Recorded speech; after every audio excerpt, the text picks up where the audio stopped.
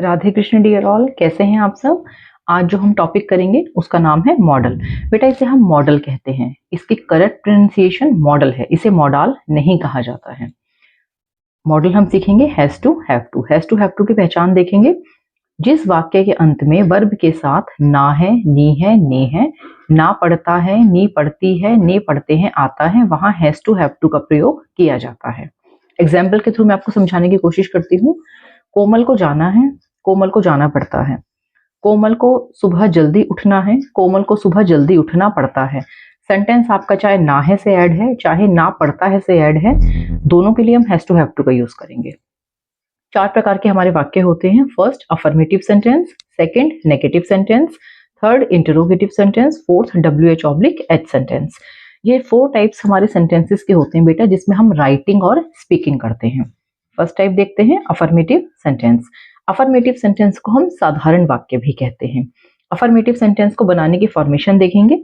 Subject plus has to slash यानी oblique have to. या तो हम हैज टू का यूज करेंगे या हम हैव टू का यूज करेंगे, वो डिपेंड करेगा हमारे सब्जेक्ट पर। इसके बाद हमें यूज करना है वर्ब की फर्स्ट फॉर्म का प्लस ऑब्जेक्ट का। सब्जेक्ट आप सभी जानते हैं, I, we, you, they, he, she, any name. इन सभी वर्ड्स को हम सब्जेक्ट कहते हैं। हैज टू हम कब यूज करेंगे, हैव टू हम कब यूज करेंगे, अभी मैं आपको समझाती हूँ। वर्ब आप जानते हैं, आना, जाना, खाना, पीना। जिन भी एक्शन वर्ड्स के एंड में ना लग जाएगा, एक्शन वर्ड्स यानी काम वाले वर्ड्स, जिन भी एक्शन वर्ड्स के एंड में ना लग जाएगा वो हमारी वर्ब बन जाते हैं। हैव टू का हम यूज कहाँ करेंगे, I, we, you, they, plural nouns. जब भी हमारे subject I, we, you, they या प्लूरल नाउन्स होते हैं, वहां हम हैव टू का यूज करते हैं। प्लूरल नाउन्स मतलब जैसे मैंने कहा माई फ्रेंड, वो एक है, लेकिन अगर मैं कह रही हूं माई फ्रेंड्स, ज्यादा हो गए। माई कजिन्स, ज्यादा हो गए। माई टीचर्स, ज्यादा हो गए। योर टीचर्स, ज्यादा हो गए। तो जो भी वर्ड ज्यादा हैं उन्हें हम प्लूरल नाउन्स कहते हैं। जब भी हमारा subject I, we, you, they या कोई प्लूरल वर्ड आ जाएगा, वहां पर हमें हैव टू का यूज करना है, उसके बाद वर्ब की फर्स्ट फॉर्म प्लस ऑब्जेक्ट। लेकिन जहां हमारा subject he, she, any name means चाहे किसी लड़के का नाम या लड़की का नाम, और सिंगुलर नाउन। सिंगुलर नाउन मतलब एक, जैसे मैंने कहा प्लूरल में मैंने कहा था माई फ्रेंड्स, लेकिन सिंगुलर में मैं कहूंगी my friend. My teachers, my teacher, singular मतलब एक। जब भी आपका सब्जेक्ट ही, शी, किसी का नाम या फिर एक कोई पर्सन का नाम या किसी भी चीज का आप एक नाम लिख रहे हैं, उसके लिए हम जब सब्जेक्ट ये यूज करेंगे तो वहां हम हैज टू का यूज करेंगे, उसके बाद वर्ब की फर्स्ट फॉर्म प्लस ऑब्जेक्ट। मैं आपको एग्जांपल्स के थ्रू समझाने की कोशिश करती हूँ। अफर्मेटिव के एग्जांपल्स देखेंगे। मुझे जाना है या मुझे जाना पड़ता है, एंड में आ रहा है आपका ना है, ना पड़ता है। अगर सेंटेंस में आपको वर्ब समझने में प्रॉब्लम होती है तो आप इसे ऐसे देखेंगे, ना है वाला जो आपका वर्ड है वो आपकी वर्ब है, ना पड़ता है, ना वाला वर्ड आपकी वर्ब है। सेंटेंस से पहले आपका जो वर्ड है वो आपकी वर्ब होती है। मुझे जाना है, आई हैव टू गो। मुझे जाना पड़ता है, आई हैव टू गो। चाहे एंड में ना है या ना पड़ता है, एक ही बात है, वो हैज टू हैव टू का ही सेंटेंस है। सब्जेक्ट आपका आई था, इसलिए हमने यहाँ हैव टू का यूज किया है, आई have to go.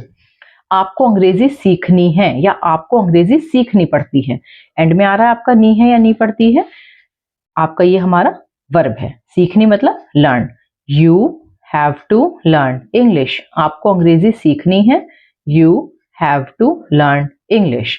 Next example देखते हैं। कोमल को जाना है, कोमल को जाना है, यहां पर अब हमारा नाम आ गया। नाम आ गया, इसका मतलब हम हैज टू का यूज करेंगे। सब्जेक्ट हैज टू, वर्ब की first form. Komal has to go, Komal has to go. उसे पढ़ना है, उसे मतलब ही, लड़की होती तो हम शी लिखते हैं, उसे पढ़ना है। एक चीज मैं आपको यहाँ बहुत इंपॉर्टेंट पॉइंट बताती हूँ, उसे पढ़ना है। अब हमें नहीं पता कि ये लड़का है या लड़की है, हमें इसका जेंडर नहीं पता, तो ग्रामर कहती है जब हमें जेंडर नहीं पता तो हम उसे मेल मानते हैं, हम उसे लड़का मानते हैं। उसे पढ़ना है, ये लड़का भी हो सकता है, लड़की भी हो सकती है, हम नहीं जानते कौन है, लेकिन फिर जब हम नहीं जानते तो इस कंडीशन में हम इसे मेल मानते हैं, हम इसे बॉय मानते हैं। उसे पढ़ना है तो उसे के लिए हम ही लगाएंगे, ही के साथ हैज टू आता है, ही हैज टू स्टडी। यहाँ एक बात और आपको ध्यान देनी है, हैज टू और हैव टू में अफर्मेटिव में हम यूज करते हैं। हैज टू का यूज सिर्फ और सिर्फ अफर्मेटिव सेंटेंसेस तक ही होता है।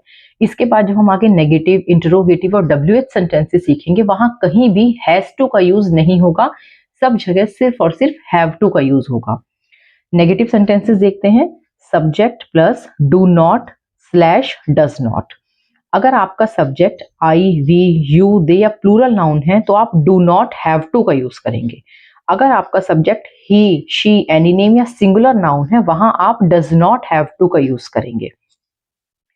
डू नॉट हैव टू आप लगाएंगे जब subject I, we, you, they, plural noun. Plural noun मैंने आपको बताया जब हमारे पास ज्यादा होता है, जैसे my friends, my teachers, my cousins, ज्यादा है, एस लग रहा है, ज्यादा हो गया, वो आपका प्लूरल बन गया।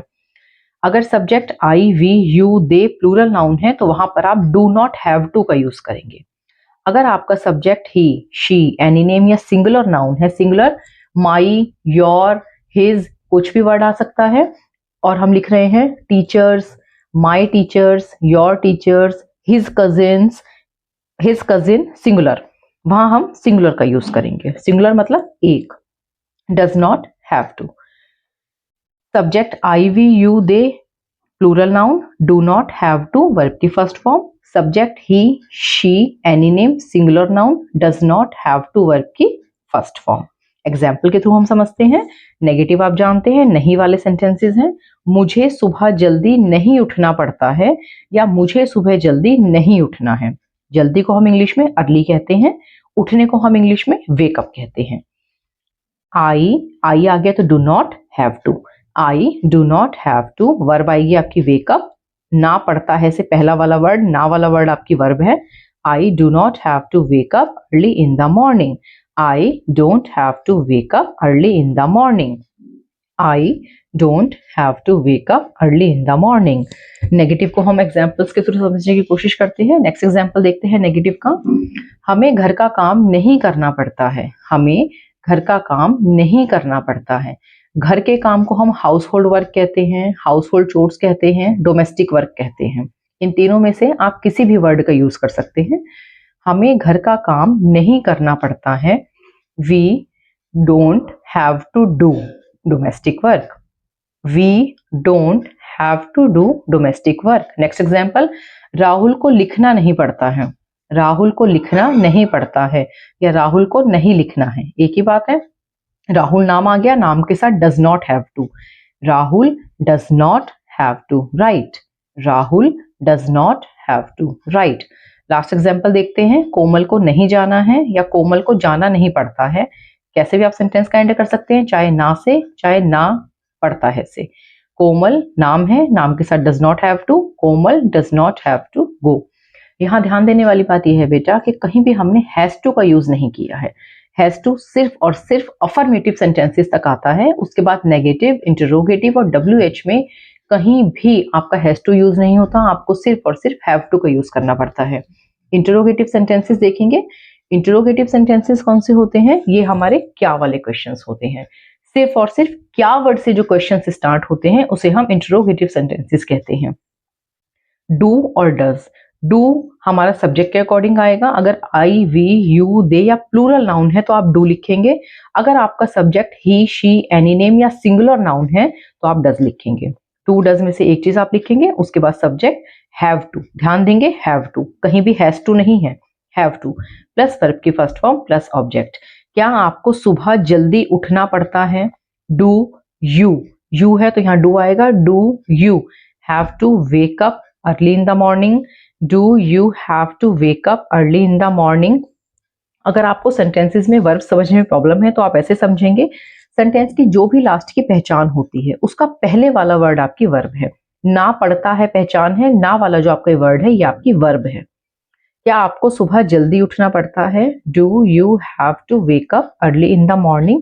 नेक्स्ट एग्जाम्पल देखते हैं। क्या कोमल को नोट्स बनाने पड़ते हैं? क्या कोमल को नोट्स बनाने पड़ते हैं? कोमल आ गया, डज आएगा। Does Komal have to make notes. Does Komal have to make notes. ना पड़ता है से पहले वाला वर्ड आपका वर्ब है, बनाने को इंग्लिश में हम मेक कहते हैं। Does Komal have to make notes. Next example देखते हैं। क्या बच्चों को रोज जाना पड़ता है? ना पड़ता है, ना वाला वर्ड आपका वर्ब है जाना, गो। क्या बच्चों को रोज जाना पड़ता है? रोज को हम इंग्लिश में डेली या एवरीडे कुछ भी कह सकते हैं। Do students have to go daily? Do students have to go daily? अब यहाँ पर स्टूडेंट्स क्या है आपका? प्लूरल नाउन है, ज्यादा है। अगर यहाँ पर सिर्फ स्टूडेंट होता, एस नहीं होता, सिर्फ एक स्टूडेंट की बात होती तो यहाँ आप डज लगाते, लेकिन यहाँ स्टूडेंट्स है, ज्यादा हो गया, प्लूरल नाउन आ गया, तो प्लूरल के लिए हम डू लगाएंगे। Do students have to go daily? Next example देखते हैं इंटरोगेटिव का। क्या सोनू को सारा काम करना है? क्या सोनू को सारा काम करना है? सारा काम को हम इंग्लिश में ऑल द वर्क कहते हैं। करना ना है, ना वाला वर्ड आपकी वर्ब हो गई, जिसे हम डू कहेंगे। करना को इंग्लिश में डू कहते हैं। क्या सोनू को सारा काम करना है? डज। डज क्यों? क्योंकि नाम आ गया, नाम के साथ हम डज लगाते हैं। Does Sonu have to do all the work? Does Sonu have to do all the work? बेटा अभी तक हमने अफर्मेटिव सेंटेंस सीखे हैं, नेगेटिव सेंटेंस सीखे हैं, इंटरोगेटिव सेंटेंस सीखे हैं। अब हम लास्ट सीख रहे हैं WH/H सेंटेंसेस। इंटरोगेटिव हमारे क्वेश्चंस होते हैं। कौन से क्वेश्चंस होते हैं? जो सिर्फ और सिर्फ क्या वर्ड से स्टार्ट होते हैं। अब हम लास्ट पार्ट सीख रहे हैं, ये होते हैं हमारे WH/H questions. WH means what, where, why, when. H means how many times. जितने भी वर्ड्स W वाले क्वेश्चंस हैं वो WH होता है, जितने भी वर्ड H वाले क्वेश्चंस हैं वो H वर्ड्स होते हैं। फॉर्मेशन देखते हैं। WH/H plus do does plus subject plus have two plus verb की फर्स्ट फॉर्म प्लस ऑब्जेक्ट। अगर subject I, we, you, they या प्लूरल है आपको डू लगाना है। अगर आपका subject he, she, any name या सिंगुलर नाउन है तो आपको डज लगाना है। आपको क्या करना पड़ता है? अब आप ध्यान देंगे, क्या यहाँ सब्जेक्ट के बीच में आ रहा है। जब क्या सेंटेंस के बीच में आता है तो हम उसको WH का पार्ट मानते हैं। अगर यही क्या स्टार्टिंग में होता तो वो इंटरोगेटिव क्वेश्चन बनता, लेकिन अब यही क्या सेंटेंस के बीच में आ रहा है, सब्जेक्ट के बाद आ रहा है, या सेंटेंस में कहीं भी ये क्या आ सकता है, तब ये आपका WH का पार्ट बनता है। आपको क्या करना पड़ता है? क्या को इंग्लिश में हम व्हाट कहते हैं। What do you, what do you have to do. Next example देखते हैं। बच्चों को स्कूल क्यों जाना पड़ता है? बच्चों को स्कूल क्यों जाना पड़ता है? वाई डू स्टूडेंट्स, स्टूडेंट ज्यादा हैं तो हमने डू लिखा, प्लूरल नाउन आ गया हमारा, प्लूरल नाउन के साथ हम डू लिखते हैं। Why do students have to go to school? Why do students have to go to school? Come और गो के बाद बेटा हम हमेशा टू का यूज करते हैं जब कोई प्लेस नेम होता है। School, hospital, tuition, college, institute, यहाँ कोई भी प्लेस नेम आता तो गो के बाद हम टू लगाते हैं। नेक्स्ट एग्जांपल देखते हैं। सीमा को ऐसा क्यों करना पड़ता है? सीमा को ऐसा क्यों करना पड़ता है? Why does Seema have to do so? Why does Seema have to do so? Does क्योंकि नाम है। लास्ट एग्जांपल देखते हैं। राहुल को अंग्रेजी सीखने के लिए कहाँ जाना पड़ता है? राहुल को अंग्रेजी सीखने के लिए कहाँ जाना पड़ता है? ध्यान से समझेंगे, इस सेंटेंस में हमारी दो वर्ब हैं। फर्स्ट है जाना, नेक्स्ट है सीखना। जाना और सीखना, तो लास्ट वर्ब को हम हमेशा पहले लिखते हैं इंग्लिश में कन्वर्ट करते टाइम, और जो हमारी फर्स्ट वर्ब है उसको हम टू लगा के लास्ट वर्ब से जोड़ते हैं। ध्यान से देखेंगे। राहुल को अंग्रेजी सीखने के लिए कहाँ जाना पड़ता है? अब हो सकता है सेंटेंस आपको बड़ा लगे, थोड़ा सा टफ लगे, थोड़ा सा कंफ्यूजिंग लगे। कंफ्यूज नहीं होना है, कुछ भी टफ नहीं है, आपको सिर्फ और सिर्फ इस फॉर्मेशन को फॉलो करना है। मैं आपको दिखाती हूँ कितनी आसानी से हम ये सेंटेंस कन्वर्ट कर लेंगे। राहुल को अंग्रेजी सीखने के लिए कहाँ जाना पड़ता है? सबसे पहले कहाँ की इंग्लिश हम लगाएंगे, क्योंकि WH का पार्ट हम बना रहे हैं वेयर। वेयर के बाद हम डज लिखेंगे क्योंकि सब्जेक्ट हमारा राहुल नाम है। वेयर डज राहुल, राहुल के बाद have to. Where does Rahul have to, verb लिख देंगे गो। इतना पार्ट आपने बनाया। Where does Rahul have to go. अब गो के बाद आप टू लिखेंगे क्योंकि हमें सेकंड वर्ब को यहां लिखना है। Where does Rahul have to go to learn English? Where does Rahul have to go to learn English? जब भी सेंटेंस में आपके दो वर्ब आ जाएंगी, फर्स्ट है ये सेकंड वर्ब है। इंग्लिश में कन्वर्ट करते टाइम आप सेकंड वर्ब को यानी लास्ट वाले वर्ड को हमेशा पहले लिखेंगे, उसके बाद आप ये टू का यूज करेंगे, टू के बाद आप फर्स्ट वर्ब को लिखेंगे। हमेशा टू वर्ब को ऐसे कनेक्ट किया जाता है। Where does Rahul have to go to learn English. यहाँ आप कंफ्यूज नहीं होंगे कि हैव के बाद भी टू आ गया, गो के बाद भी टू आ गया। हैव टू हमारा हेल्पिंग का पार्ट है, हेल्पिंग वर्ब का पार्ट है, तो यहाँ टू आएगा ही आएगा। गो के बाद टू हमने लिखा क्योंकि हम नेक्स्ट वर्ब को करेक्ट कर रहे हैं, इसलिए आप कंफ्यूज नहीं होंगे। अगर आपको कम और गो के बाद टू वाला वीडियो देखना है तो आप प्लीज कमेंट कीजिएगा, मैं आपके लिए कम और गो का कंसेप्ट लेकर आऊंगी। जिन भी स्टूडेंट्स को ये कंसेप्ट चाहिए हो प्लीज कमेंट करके बताइएगा, मैं आपके लिए जरूर कम और गो के लिए एक वीडियो बनाऊंगी जहां मैं आपको सिखाऊंगी टू का यूज कैसे किया जाता है। आज बेटा हमने 4 पार्ट किए हैं। हैज टू, हैव टू हमने मॉडल सीखा है, अफर्मेटिव, नेगेटिव, इंटरोगेटिव, WH/H। मैं आपको एक एक सेंटेंस बना के दिखाती हूँ, ध्यान से सुनेंगे। मैं सब्जेक्ट ले रही हूँ I have to go, affirmative sentence. I do not have to go, negative. Do I have to go, interrogative. Where do I have to go, WH। अब मैं सब्जेक्ट ले रही हूं नाम वाला, Komal has to go, affirmative. Komal does not have to go, negative. Does Komal have to go, interrogative. Where does Komal have to go, WH/H। बेटा आज मैंने आपको 4 तरह के सेंटेंस समझाए हैं, affirmative, negative, interrogative, WH/H। I hope चारों पार्ट्स आपको क्लियर है। अगर फिर भी कहीं किसी भी पार्ट में आपको कोई भी प्रॉब्लम आती है तो प्लीज आप कमेंट कीजिएगा, मैं आपके कमेंट्स का जवाब देने की पूरी कोशिश करूंगी। Thank you so much.